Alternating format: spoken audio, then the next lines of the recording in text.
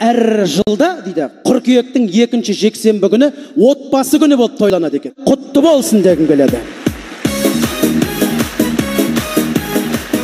Енді мына концерттің алдында бір кішкене ескерту істеп қояйын. Енді түсінем, телефонмен түсіріп отырғандар, анау бір жерде жаңағы телефонмен түсіріп отырғандар, айпадпен түсіріп отырғандар, бүгін тек көзбен түсіріп отырайық болды. Көзбен, құлақпен, сосын жаңа кішкене бір киініп бас киім киіп алғандар, ертең экраннан қарағанда Қазақстанның басқа өңірлерінде көріп отырған кезде Астана суық екен ғой деп айтпасын да, керісінше терлеп отырайық, кәдімгі бір шешін ұстап отырайық, бір көңілді отырайық. Өйткені біз отбасы десек, мына отырған барлығымыз бүгін бір отбасыдай болып отырайық.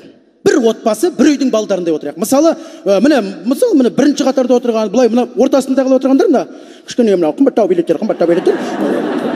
Сіздер осы отбасының бір үлкендері болып отырыңыздар. Әулеттің үлкендері секілді. Мына жақта отырғанда бір нағашылар секілді отырдар, нағашылар.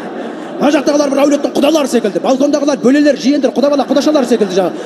Балкон қалайсыздар? Ана амфитеатрда отырғандар бар, екі жақта амфитеатрда отырғандар, көрші үйдің балдары сияқты олар.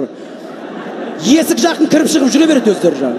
Бірақ сол үйден шықпайды да, сондай. Мына мысалы біз енді қазақтар осындай жиынға, отырысқа, концертке отбасымыздан әртүрлі жағдаймен шығамыз.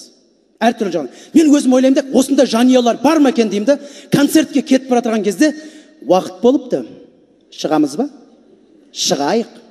Екеуі машинаға отырып, келіп, билетін беріп, алып, орындарына келіп, отырып, бәлкім бар шығар деп ойлаймын. Бірақ көбіне біздер әртүрлі жанрмен келеміз де осы концертке. Әр үйде әртүрлі жанр. Бір үйде мелодрамамен шығады үйден. Біреулер мысалы драмамен шығады. Біреулер боевикпен шығады үйден деген. Қырылсып, шу болып кәдімгі. Біреу жұмыста, біреу үйде. Не болды, баратын болды, бармайтын болды. Айтшы, бармайын десем, бармаймыз мейлі. Біреуді алып кетейін болды орныңа деп жаңа. Анау барам деп, пробкада тұрмын, анда тұрмын, мында тұрмын деп. Біреулер психологический триллермен шығатындар бар үйден. Ол өткен жалғыз өзі жүреді бар ғой. Психологический триллер жалғыз жүреді. Өзі келеді, билет алады өзі келіп. Кассадағы адамда қорқады одан бар ғой жаңа. Сосын залға келеді де жаңа билет жыртатын адамға билетін бергенде билет жыртатын адамдардың өздері қолдап дір-дір етіп әзер береді. Өзі залға келіп отырады, күлмейді. Әйтеуір концерттің соңында психологиясын алып тастайды, триллермен әйтеуір шығып кетеді да, кішкене болса да бір түзеліп жатады да, концертке көріп күлмесе де. Кейбір жанұялар операмен шығатындар бар. Үйдің ішінде опера ғой кәдімгі. Барам, бармайсың, барасың да бармайсың. Алдында сен бардың да мен бардым. Мен барған жоқпын, сен бардың. Соның өзі әнмен кетеді ғой. Неге мен сен бармайсың? Неге пол анан алып барам? Неге мен бармайын? деп жатыр. Әйелдердің көбіне осы айтатындары күйеулерді айтады. Осы сен бір жаққа алып шықсаң болды, вечно ұрысып шығамыз осы бар ғой. Сен осы бір жаққа апарсаң болды, мен надоел болып бастайын. Ұрысып шығамыз осы бір настроениемен ешқайда апармайсың дейді. Біз еркектер өзі сондай екенбіз. Әр жанрмен шығамыз. Сондықтан да бүгін мына концертке келіп отыр екенбіз. Әрқайсымыз әртүрлі жанрмен шықсақ, осы залға келдік. Бір үйдің отбасындай болып, әзіл әлемі сіздер үшін ағайындар. Әзіл әлемі.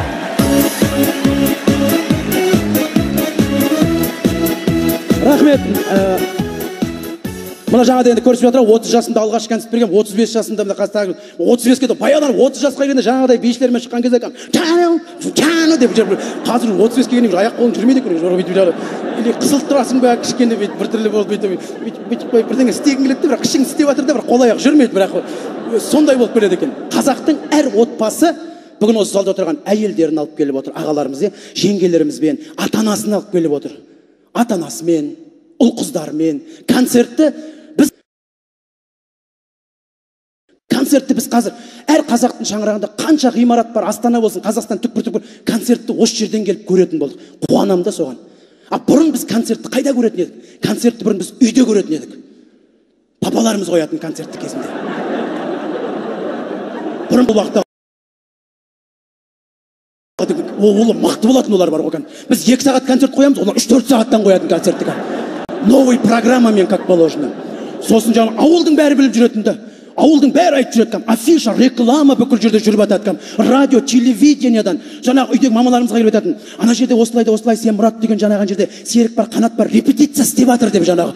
Олар өздері репетиция істеп алады бір жерге барып, сосын үйлеріне барып концерт қоятын. Мамаларымыз дайындалып жүретін, ана қолға түспейтін заттардың бәрін тығып, кәдімгі әртіс келе жатыр ғой үйге деп жаңа. Бізге дайындалыңдар деп. біз әртісті қарап жүреміз, келе жатырған жоқ па екен деп жаңағы. Оны құрметпен қарсылап алмастан концерт бітпей қояды ол уақытта деген жаңағы. Кәдімгі шауып жүретінбіз, келе жатыр дегенде, кәдімгі ол мықты дайындалып жатса, мамасын, ағасын бәрін үйге әкелгізіп қойып, өйтпесе концерт бітпей қалады да жаңағы. Сөйтіп жаңағы сол кезде бүкіл үйде болған жоқ енді ол концерт. Бүкіл үйде болған жоқ. Кейбіреулер көрші үйдің концертін көреді. Көрші үйдің концертін көріп, аяйсын да соларды бар ғой. Сығалап бүйтіп жүретін жағындағы, сығалап, қашып, тығылып, концерт көре алмайды ғой, билет жоқ өйткені қолдарында. Ой, әртіс келеді, жаңағы үйдің үлкен балдар бірінші қатарға отырғызып қояды олар жаңағы. Бірінші қатарға шақырумен қайда анау деп жаңағы бірінші қатарға келіп отырып аласың, көзің бақырайып отырасың жаңағы. Концерт біздің әртіс қашан кетеді екен деп жаңағы. Ол уақыттың көрермендері күшті болатын ғой, қашпайтын ғой уақыттың көрермендері деген. Көрермендер мықты до конца шыдайтын ғой, 4 сағат болса 4 сағат, 5 сағат болса 5 сағат көз алдында отыра беретін бет жаңағы. Расымен ғой. Мамалы папаларымызбен 3 сағат концерт қояды, екінші күні таңертең мамамыз бітті. Сол концерт 3 күн қояды сосын мамамыз. 3 күн концерт қояды мамамыз. Сосын әйтеуір бәрі нормальный болып, жанұялық, отбасылық ансамбль болып жүресің. Сосын қайтадан папаңның сценарийі жиналады ау деймін. Сосын қайтадан өзінің сценарийімен қайтадан келіп тұрады. Расымен сондай, сондай замандар өздері болды. Өзі кәдімгі ол уақытта концерт регулярный уақытымен болып тұратын еще кәдімгі. Ана каждый аптаның соңында бір концерт болады, сосын ай біткеннен кейін зарплата алғанда праздничный концерттер болып тұрады кәдімгі. Қазір концерт қойып отырған жанұяларды көрмейсің, көп көрмейсің. Бар ғой енді, жоқ емес, оны мойындау керек. Бар. Бұрынғыдай қоймайды қазір. Жылына бір концерт қояды, бітті, көрерменнен айырылып қалады қазір. Сосын ана әртіс көрермендерін жинап жүреді. Көрермендерінен кешірім сұрап, ол көрермендер келмейді қазір. Продюсермен барады кәдімгі. Бүкіл администрациясымен барып, әзер алып келеді, содан кейін вообще концерт қоймайтын деп кетеді бар ғой. Қазір сондай енді. Сондан да мен ойлаймын, отбасымызбен концерт осындай жерге келіп көргенге не жетсін деймін ғой. Мереке құтты болсын, ардақты ағайындар. Концертті осы жерден көремін.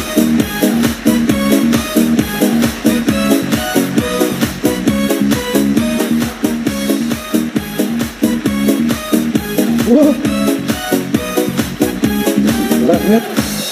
Арманжан Алиев біздің театрымыздың тамаша актері. Рахмет Арман. Бар енді гүл беріп дайындап қойған ғой өздері. Бірдеңе істеп жүр енді, көрейік соңына дейін не болатын. Бұрын бір есімде отбасымызда той, қуаныш болады. Қызды ұзатқан кезде кәдімгі бүкіл ауыл жылайтын. Жылап, шығарып салатынбыз. Өйткені біліп тұрамыз да, ол сол кеткеннен 4-5 жылда бар бір келетін үйіне. Сол кезде мен білем, жеңгелеріміз үйде жылап отыратын. Солдаттың да келетін уақыты болды ғой деп жаңағы. 3 жылға кетсе, моряк барып келетін уақыт болды әскерге. 4-5 жыл дегенде ағамыз әйтеуір төркініне апарып келетін. Қазір бәріміз енді біріміз Алматыға, Қазақстанның түкпір-түкпірінен біріміз Астанаға келдік. Осы жақтың қыздарын алдық. Қайын жұртпен бірге тұрып жатырмыз. Біз айтамыз уже, ауылға ұрып қайту керек еді деп жаңағы.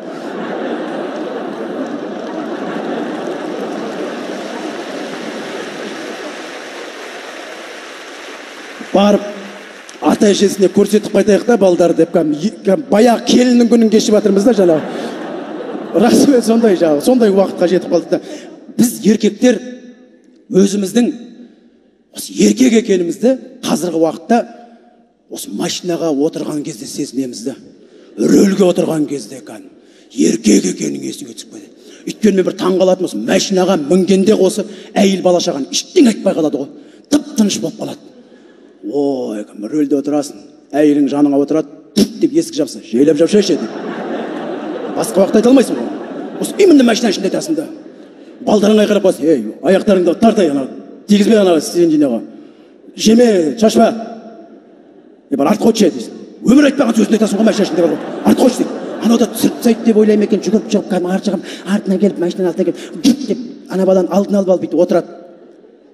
Айнаны бүйтіп артқа қарай направить етіп қоясың. Аналар бүйтіп айнадан тығылып отырады бүйтіп. Машинаның ішіне мінсең, отбасыңа емес тіпті, бүкіл осы елге бастық болып отырасың ғой. Жолда кетіп батырған машинаға да айғайлайсың. Қайдасып батыр ей? Қайдетпесе? Светофор істемей тұрса, қайда қарап тұр деп, бүкіл бәрін айтыр, бастық қолқаласын осы. Машинадан түскін келмейді бар ғой кәдімгі. Еркектер солай ғой, машинадан түскісі келмейді ғой, үйіне келеді жағасы. Әйеліне айтады, бала шағасы, кіре беріңдер дейді. Машинадан түскісі келмейді тарақатан. Аналар үндемейді, кіріп кетеді. машинада отырасың да енді үйге кіру керек қой енді. Кіресің, есік жабасың, машинаға қарап тұрасың, машинаң саған қарап тұрады екеуі. Үйге тек кіресің, есікті ашып келсең, әйелің бастайды. Жуып қойдым ғой аяғың, шеш. Андал, үйдің рөлі әйелді екен да, қазір біз бар ғой. Біз байқамайды екенбіз, солардың рөлі несі, қай жаққа барады, сол жаққа барып жүре береміз да. Кейбір әйелдер бар қазір, рөлге де отырып алған да. Үйде де рөл ұстап алған, машинада да рөл ұстап алған. Сол күйеулерді вообще таңғаламын да. Үйдің ішінде де демейді, машинаға отырса да алдында отыратын демейді. Не істейді енді, қайтсын енді машина, айдай алмайды емес, айдайды да, просто әйелінің зарплатасын алған да жаңа машина. Арасында сұрақ келіп отырады, бір айнап келейінші, машинаңды деп жаңа. Алдында отырады, светофорға келіп тоқтаған кезде жаңа қасына бір машиналар тоқтап, басқана шофердің ішінде ана машинадағылар бүйтіп қарап қалса, анау сотовыйын алып кіріп кететін жер таба алмай жаңағы бүйтіп ұялып атады да, не істейсің? Кейбір ағаларымыз бар, риза боламын. Үйдің де рөлі, машинаның да рөлі, жұмыста да рөл, қоғамда да өзінің қолында әрқашан рөлі. Қазақта тізгін дейді, тізгінін өзі ұстап жүреді. Мен өз басым, мысалы, үйде де, машинада да, жұмыста да рөл өз қолымда. Бірақ енді арасында үйде болады, енді әйелін сұрап алады, бір-екі айналып берейінші деп жаңағы. Бір-екі айналып беруге бересің, бензин біткенде өзі қайтып келеді бірақ жаңағы. Сондықтан да мен айтайын дегенім, осы залда отырған азаматтар, тізгін әрқашан ер азаматтың қолында болған дұрыс деп ойлаймын. Қандай уақытта болса да, үйде болайық, жұмыста болайық.